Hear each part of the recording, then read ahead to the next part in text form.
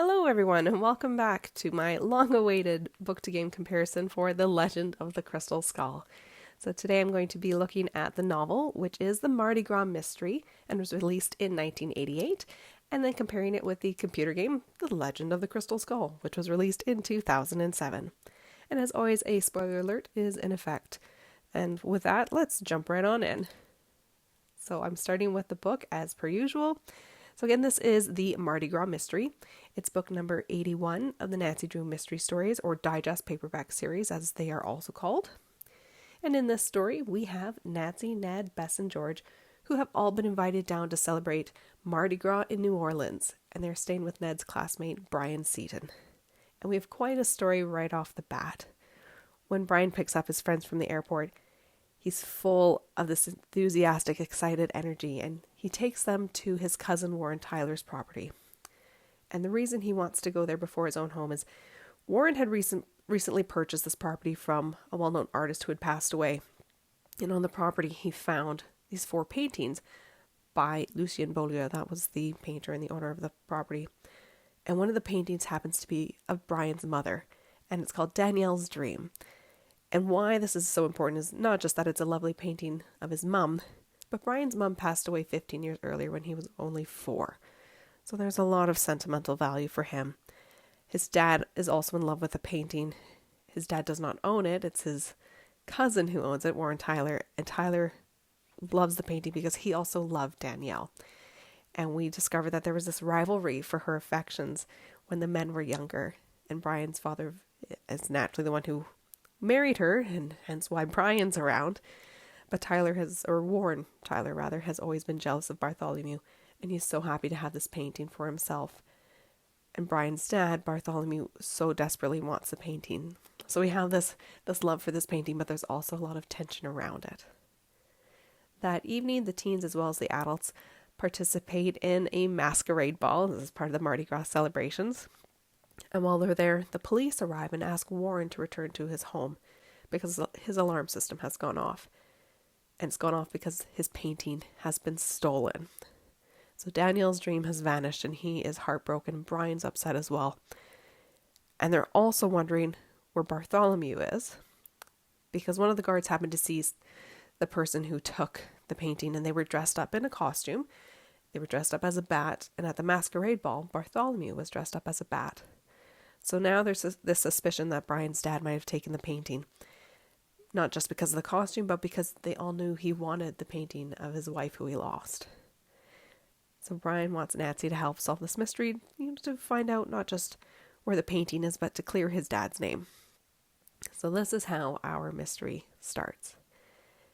And as the case goes along, another painting goes missing. So again, back on that property where the painting was found, there were 3 street scenes also, and these were sold to an art gallery, and one of those paintings disappears from the gallery. So we're wondering, is someone after these paintings by this famous painter who's now passed away? And what's the reason? And along with this, as Nancy's investigating, she sees this woman occasionally out on the streets who looks just like Brian's mum. And she can't help but wonder, is she alive? And there was this mystery about what happened to her. How did she die? And people don't tend to talk about the accident. And Nancy wonders, is it really her? Did she survive? And she's certain that this woman has something to do with these missing paintings. So the characters for the book include Bartholomew and Brian Seaton.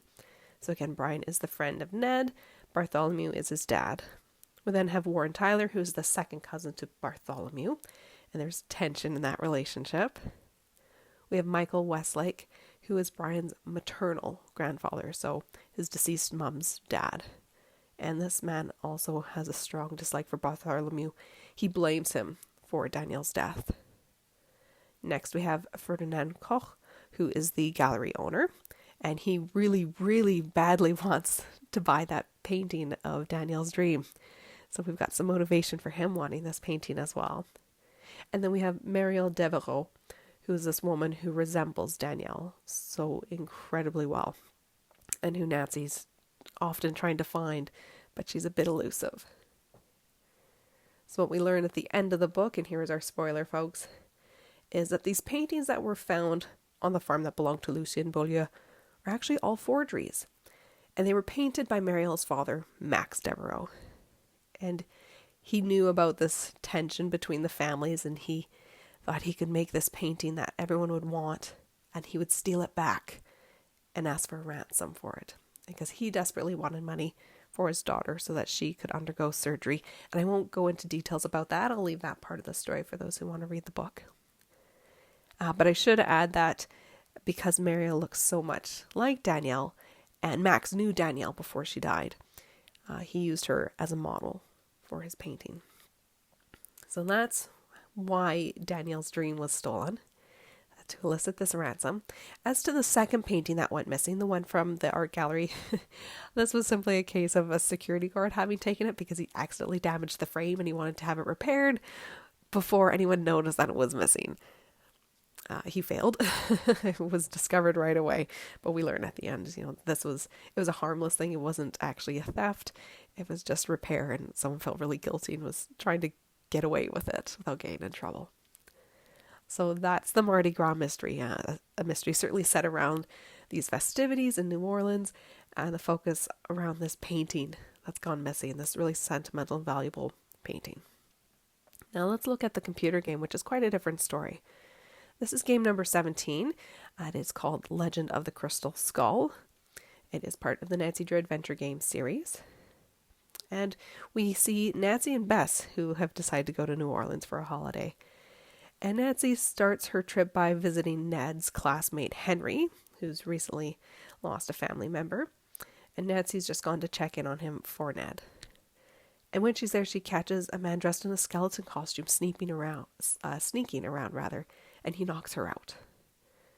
She then wakes up and meets Henry. This is that friend of Ned, as well as the housekeeper, and discovers that, they don't necessarily know if there actually was a skeleton. They question whether this was a hallucination or not, and she decides she's going to pursue this. And as she does this, she finds all these clues that were left by Henry's great uncle Bruno Bolet. So this is the family member who recently died. And she keeps unearthing these glass eyes everywhere. And in the end, they are used to help find this legendary crystal skull that he had, that not everyone knew he owned, but that he'd left for Henry. And we also, again, have Bess in this story, and she helps out by interrogating one of the suspects and unfortunately tricking him, and he has a bit of an awful time. And this is done away from the Bolet manor. So the characters in the game include Henry Bolet Jr., so again, this is that friend of Ned, Renee Amond, who is the housekeeper, Dr. Gilbert Buford, who is a friend of Bruno Bolet, and we have Lamont Warwick, who is this unwitting victim to Bess's snooping and her attempts to help with the mystery. And he owns this curio shop. So at the end of the game, here again, we've got our spoiler alert, folks. We have Dr. Buford, who was the one who dressed up as a skeleton man. That's who Nancy encountered when she first got to the manor. And he had decided that he was going to look for this crystal skull. He knew about it and that it was meant to go to Henry, and he decided that he wanted it for himself. So he is responsible for knocking Nancy out. But what also happened earlier, and we learn at the end, is that Renee had faked analysis results for the crystal skull. She'd had Bruno get it analyzed to see whether it was genuine or if it was a more modern recreation. And she sent him a fake report saying that it was made with modern day tools and was not a genuine crystal skull. And in some ways that's what led to Bruno's death. But she's also been wanting the skull for herself and is sort of the real antagonist in this story. So that is the computer game. And now we can do a comparison of the two stories, which is a bit, I don't know if I want to say difficult, but it's not easy because they are two very, very different stories. But I'll start with the basic stuff. So we'll go through this in the way I normally do. I'll start by looking at the titles, which are different. So the book is the Mardi Gras Mystery, whereas the game is The Legend of the Crystal Skull. And both titles are appropriate for each of their stories. Certainly the book focuses on being at Mardi Gras. That keeps coming up. It could have been titled something different, relating more to a painting, but this title really helps to set the location and gives us an opportunity to learn a bit about Mardi Gras. And then the game, of course, is talking about the crystal skull, which is the focus of of the mystery. That's what people are seeking out, is this crystal skull. So, I mean, the game does take place in New Orleans, but we're not focused on Mardi Gras, so this is an appropriate title for the game. And now we'll look at the storylines, which, as I noted, are very different. So for the book, we have these paintings that are stolen while Nancy and her friends are in New Orleans for Mardi Gras. Whereas the game, we have Nancy who's checking in on Ned's friend, and she follows these clues that lead to a crystal skull that has been hidden away. So there's not really any overlap there. The next thing to look at is location. This is one of the things that is actually the same. Both stories take place in New Orleans, Louisiana. So with that, let's look at the characters. And I'm going to start with the one character that's sort of the same between the two stories. I mean, there are differences, but he's the one sort of consistent person. So this is Brian, or Henry. So this is a friend of Ned from school. In the book, this friend's name is Brian, and he had a mother who passed away in a boating accident when he was young. So again, he was 4 years old. Whereas in the game, both of Henry's parents died, and he was raised by his great uncle Bruno. So that's our little bit about Brian and Henry. So they are similar. Both have at least one family member who's passed away. So next I'm going to focus on the book characters. So I'll start with Bartholomew. So this is Brian's father, and he's been accused of stealing Danielle's dream from his second cousin Warren, and he is disliked by many people in this story. So then we'll look at Warren, who again is the second cousin to Bartholomew, and he bought this painter Lucien Beaulieu's property and found these 4 hidden paintings there. And he sells 3 of them, these street scenes, to an art dealer, Mr. Koch, and keeps one of them, Danielle's dream, for himself. And then that painting is later stolen. Next, we will look at Michael. This is the maternal grandfather to Brian, and he blames the death of his daughter Danielle on Bartholomew. And so there's a lot of tension between these two, and he doesn't really have a relationship with Brian's dad. He gets on well with Brian, but will have nothing to do with Bart. And then we've got 2 characters left in the book. Next is Ferdinand. So again, he's an art dealer and the owner of the gallery. He's the one who bought the 3 street scenes from Warren. He has a bit of a sketchy past that we learn about, and he's also determined to acquire Danielle's dream from Warren. But as already noted, one of the paintings goes missing from his own gallery later on in the story. And then finally we have Mariel. So this is this mystery woman who Nancy sees occasionally while she's out on the streets in New Orleans, and she has this very strong resemblance to the deceased Danielle Seaton. And Nancy just wants to find out more about her and what ties she has to the missing painting, because she's sure that she must be involved to some degree. And what we learn is that Mariel's father, Max, used Mariel as the model for the painting, so that's her tie.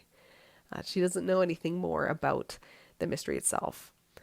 That's her role is actually fairly minimal. It's simply just her appearance that has anything to do with the story. So now we can go to the characters from the game.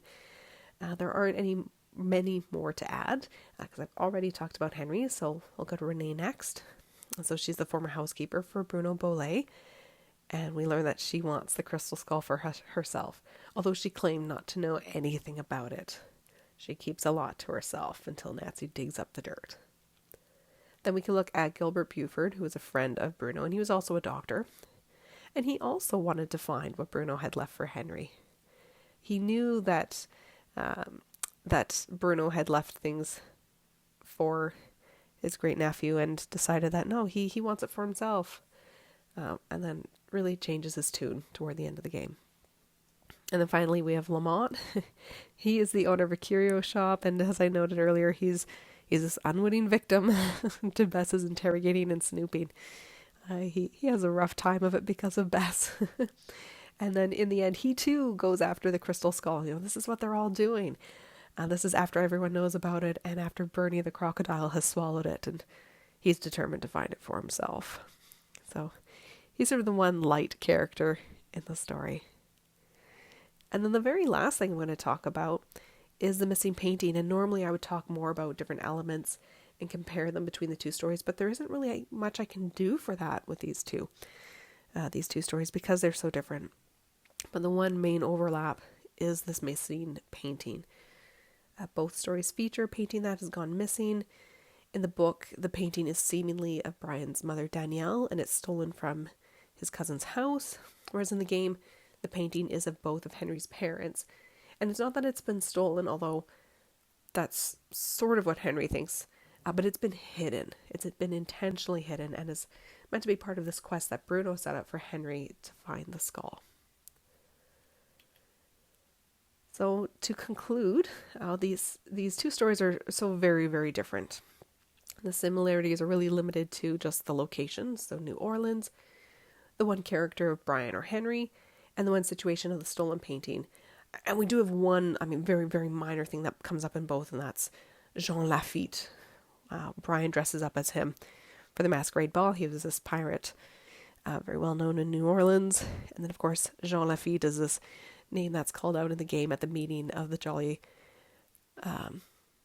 of this crew, whose name right now, Jolly Rogers crew, I think that's what they're called. So there's not much beyond that is similar between the stories. We've got the novel that really focuses on the disappearance of the painting and the death of a woman 15 years earlier. And then the game, on the other hand, we're seeking out this object that's believed to have supernatural powers, and Nancy's really on like a long-term scavenger hunt throughout the game.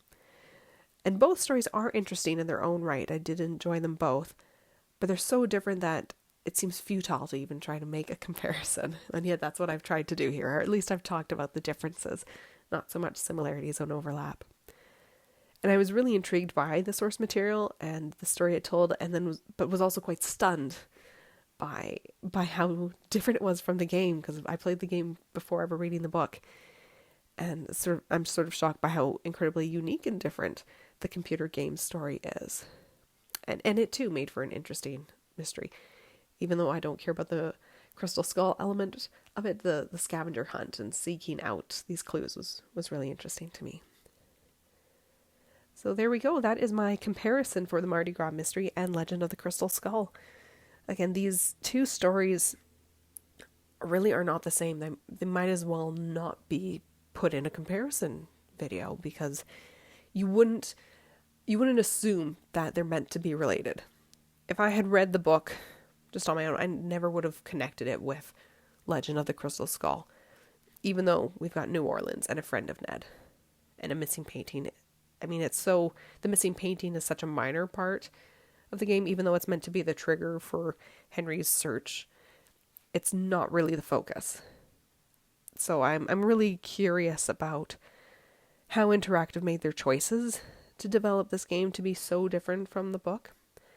And I'm not complaining, because I love this game. It's one of my favorites. I think it's really underrated.